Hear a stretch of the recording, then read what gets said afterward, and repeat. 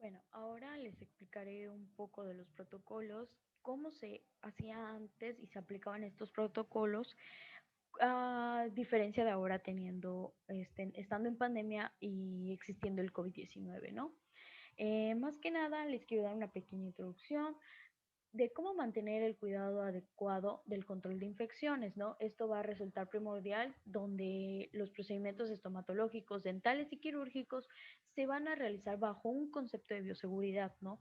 Que esta va a ser la que el profesional de la salud, en este caso odontólogos, logren que realicemos diferentes medidas preventivas necesarias para poder proteger tanto como la salud de los pacientes como la de nosotros, ¿no? Y debido frente a riesgos producidos por diferentes agentes, ya sean virus o bacterias, etcétera, ¿no? Minimizando pues así el riesgo de contraer infecciones, ¿no? Eh, ¿Cómo poder evitar, eh, cómo contraer, perdón, las infecciones, ¿no? Van a ser diferentes tipos, que va a ser por contacto directo, por lesiones de sangre y saliva infectadas, ¿no?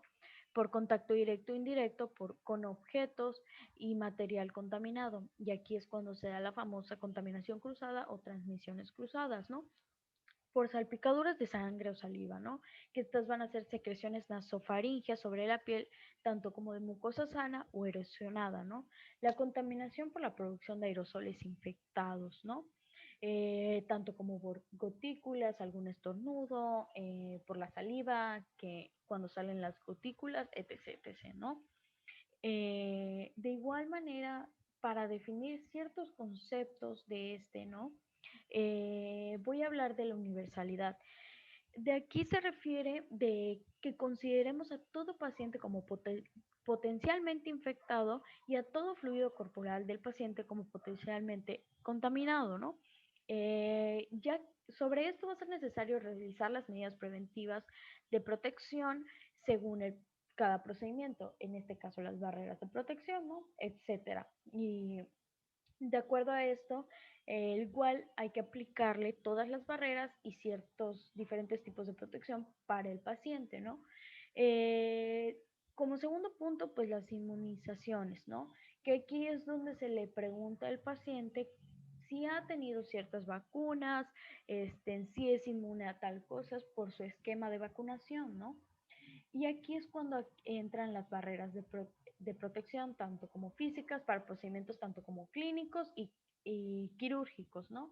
Entrando más a detalle sobre esto, vamos a definir cada una de las barreras de protección y cuál va a ser su objetivo como tal para esta situación. Su objetivo pues va a ser evitar la exposición directa de sangre y otros fluidos potencialmente contaminados, como ya habíamos explicado, mediante el uso de vestimenta, que va a ser el guantes, cubreboca, protección ocular, babero, gorro, campo operatorio para el trabajo y la bata, ¿no? De igual manera, como definición de los guantes, perdón, como objetivo, pues va a ser disminuir la transmisión de los gérmenes del paciente a las manos del personal, ¿no? De igual manera, el uso del cubrebocas, en este caso mascarilla, va a ser para prevenir la transmisión de microorganismos que se propagan a través del aire y aquellos cuya entrada y salida pueden ser por el aparato respiratorio, ¿no?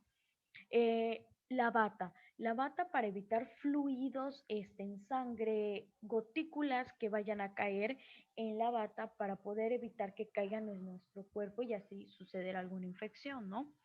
El objetivo de los lentes protectores va a ser por accidentes tanto como dentales, ¿no? Ya sean salpicaduras y prevenir la contaminación a través de la mucosa ocular, ¿no? En este caso. Y más que nada, igual el mandil, pues tiene que estar estéril y tiene que ser impermeable para poder tratar de contraer esto, ¿no?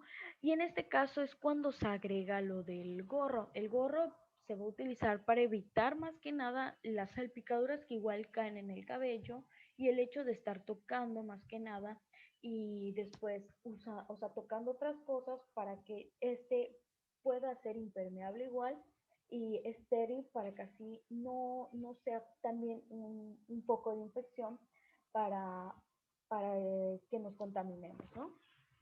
De igual manera, el cubre zapato, ¿no? Este es famoso porque antes no se aplicaba este en las atenciones dentales, las consultas dentales, ahora se ha puesto en marcha, ¿no?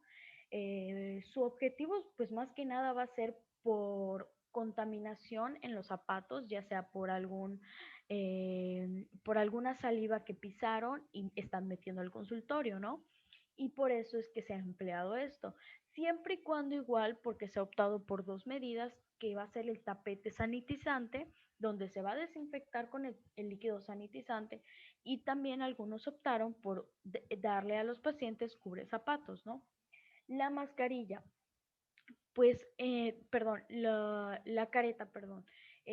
Antes no se utilizaba mucho esto, pero ahorita ya es fundamental el hecho de utilizarla. Igual hay que hacer mucho hincapié de que antes de que estemos con COVID-19, no era obligatorio el uso de las barreras protectoras para los odontólogos, ¿no? Porque no se las aplicaban completas o no se las aplicaban correctamente como tal, ¿no? Y eso pues era muy común y normal entre odontólogos, ¿no? O utilizaban solo la bata o utilizaban solo los guantes con el cubreboca y los lentes, a veces no utilizaban la bata, a veces no utilizaban gorro, o sea, son cosas que han cambiado constante a este protocolo de ya COVID, ¿no? Y pues ahora ya todos están aplicando y de igual manera se aplicó el hecho de traer barreras eh, protectoras que van a ser como unas batas, pero completamente que te tapen todo, que ya traen gorro y estas pues van a ser impermeables y van a ser de diferentes usadas, ¿no? O sea, se va a utilizar constantemente. Pero aquí hay que hacer mucho hincapié de que puede ser más posible que te contamines por utilizar estas, ya que como estás en constante atención a pacientes, pues como no la estás eh, desinfectando pues completa por cada paciente, puede producir algún accidente y por eso es que se sugiere más el hecho de utilizar batas desechables. Y de igual manera empezamos por cómo va a ser la consulta ahora con COVID-19. Antes no se realizaban muchos de estos puntos que voy a mencionar. Vamos a explicar por el cuestionario previo, que se le va a hacer una llamada al paciente preguntándole si presenta algún síntoma, ha tenido fiebre las 2 últimas semanas, cómo se ha sentido últimamente, si tiene alguna enfermedad degenerativa, etc., etc., ¿no? Igual pedirle al paciente que tiene que llegar solo a la consulta. También explicarle que no puede llegar con algún accesorio, ya sea aretes, collar, pulsera, anillos, etcétera, ¿no? También explicarle que tiene que llegar puntual ya por el constante cambio de paciente y tratar de que para ese cambio de pacientes siempre haya un tiempo para poder realizar las diferentes esterilizaciones, desinfecciones, tanto como del equipo dental como del consultorio completo, ¿no? De igual manera, explicarle que va a tener un control de temperatura, que este debe ser máximo 37. Eh, Otro punto a considerar es que antes se realizaban los pagos con tarjeta frecuentemente, ¿no? Y ahora muchos odontólogos han prohibido o evitado esto por el hecho de que la terminal podría ser un foco de infección. Y por eso es que muchos han optado el no seguir realizando y por eso es que ya no lo están usando y todo sea en efectivo o por transferencia, ¿no? Otro punto a considerar, pues también en la recepción, tanto como en el paciente y en el tratamiento, se van a existir en el tratamiento del paciente, en el equipo colocar como una burbuja protectora, ¿no? Que esta se le va a conocer para evitar que los fluidos y las salpicadoras estén esparciéndose por todo el consultorio y solo se mantengan en esa burbuja. De igual manera, pedirle al paciente que llegue con cubrebocas, cosa que antes no se le indicaba y solo llegaba a la consulta, sin cubrebocas y sin nada. Pedirle de igual no dar la mano. con el odontólogo y de igual manera el odontólogo al paciente, cosa que antes llegabas y saludabas al odontólogo así fácilmente, ¿no? De igual manera, el hecho de pedirle que se aplique el gel antibacterial para poder evitar si trae alguna bacteria para poder combatirla, ¿no? Y pues como ya mencioné, lo de los cubrezapatos o el tapete sanitizante en este caso cuando llegue y se le reciba, ¿no? Y el que tiene que esperar sentado y obviamente solo, como ya se dijo antes, y no estar paseando por el consultorio para poder evitar ciertos tipos de infecciones, ¿no? De igual manera se le va a dar instrucciones de que se tiene que sentar en la unidad, colocarle el babero, la protección ocular, que es importante porque como ya mencionamos, tiene que ser tanto como para el odontólogo como para el paciente. Y esto mucho no se había realizado antes de estar en COVID. Últimamente se ha tomado como protocolo y punto a considerar porque ahorita es sumamente importante que también el paciente esté protegido. Y muchos artículos han mencionado que el hecho de darle colutorios al paciente antes de entrar al tratamiento dental ha evitado igual infecciones, ¿no? Y pues sí se ha demostrado que puede bajar ciertos índices de ciertas infecciones, como combatirlo, ¿no? Y pues ya se inicia el tratamiento y se le explica su próxima cita. También el uso de todas las barreras protectoras, como ya se explicó, ya está. La desinfección de las superficies donde se van a limpiar todos los espacios de la clínica varias veces durante la jornada de diferente cambio de paciente. También la limpieza y desinfección del gabinete. En este caso va a ser la desinfección, esterilización y ventilación antes y después de atender a cada paciente. Y y de igual manera, la petición de la cita previa, donde, como ya expliqué, se le va a hacer el cuestionario antes, se le darán diferentes tipos de indicaciones, qué debe de llevar y qué no al momento de asistir a la consulta, para poder así controlar el flujo de pacientes y respetar ciertas distancias, ¿no? De igual manera, pues como ya expliqué, en la recepción el paciente pues le va a proporcionar gel antibacterial para que aplique en sus manos durante 20 segundos y tiene que ser 20 segundos porque ciertos pacientes llegan y solo hacen así y ya acabó. Y no tiene que ser 20 segundos para abarcar todas las superficies de las manos, ¿no?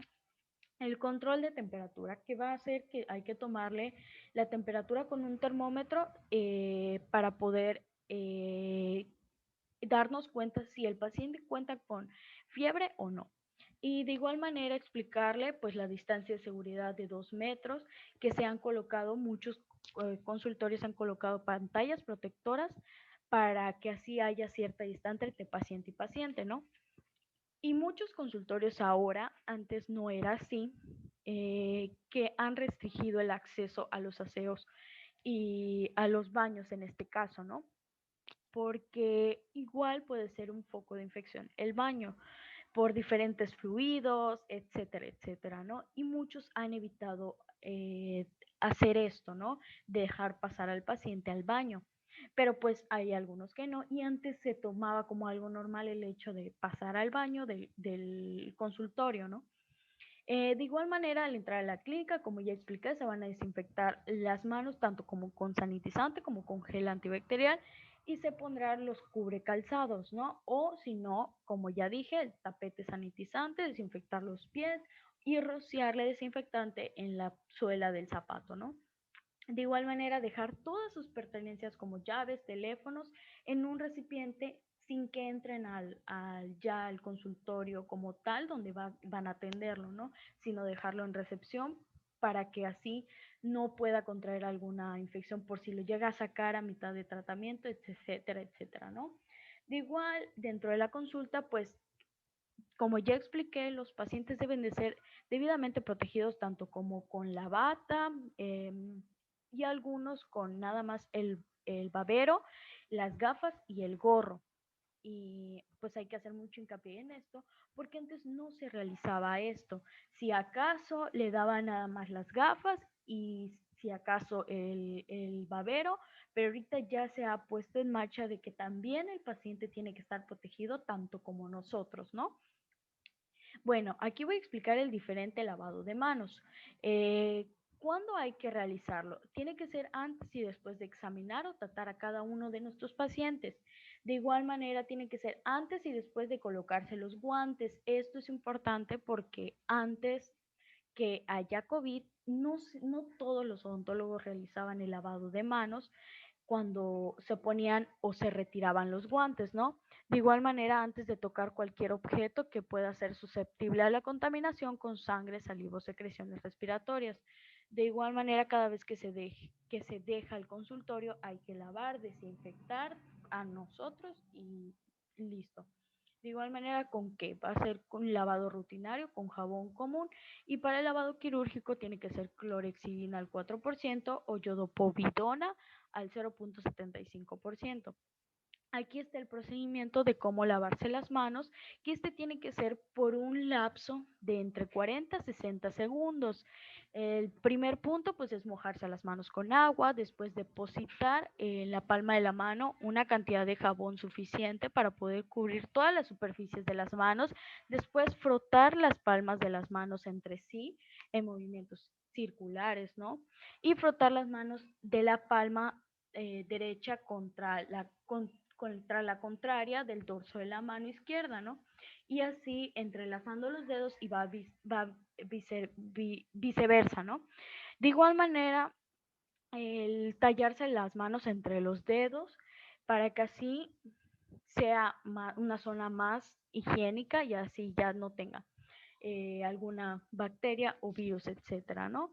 De igual manera, frotarse el dorso de los dedos de la mano con la palma de la mano opuesta y agarrándose los dedos, ¿no? Frotarse con un movimiento rotatorio del pulgar izquierdo, atrapando con la palma de la mano derecha y viceversa esto, ¿no? Frotar la punta de los dedos de la mano, aquí va a ser el lavado de uñas, contra la palma de la mano izquierda haciendo un movimiento de rotación y viceversa con la otra mano. De igual manera, enjuagar las manos con agua, secar la mano con una toalla desechable y, y servirse la toalla para cerrar el grifo, ¿no? Y sus manos van a estar limpias ya. De igual manera, voy a explicar el lavado quirúrgico. Este se realiza con jabón líquido, como ya expliqué, la clorexidina, etcétera, ¿no? Aplicar el jabón en la mano y a iniciar con el cepillado a partir de las uñas, ¿no? Después cepillar cada dedo interdigitalmente para así poder evitar algún tipo de bacteria que esté ahí, ¿no? Seguir con la punta de los dedos hasta los codos. Aquí ya se aplica hasta los codos como tal el lavado. En cambio, en el otro, pues solo va a ser hasta las muñecas. De igual manera, enjuagar cada brazo por separado y secar con toalla estéril y mantener las manos así hacia arriba y no tocar nada hasta que se pongan los guantes. En cambio, en el lavado de manos normal no es necesario el hecho de estar así. Y pues esto sería más que nada el control y protocolos de los pacientes, de que se ha tomado en cuenta tanto como para pacientes que tienen COVID o alguna otra enfermedad y cómo era antes que no se tomaba tan en serio ciertos protocolos y barreras, el hecho de ponérselas, el cómo atender al paciente al momento desde que llega al consultorio hasta que se va y es eso que más que nada hay que explicar y sería todo por mi parte.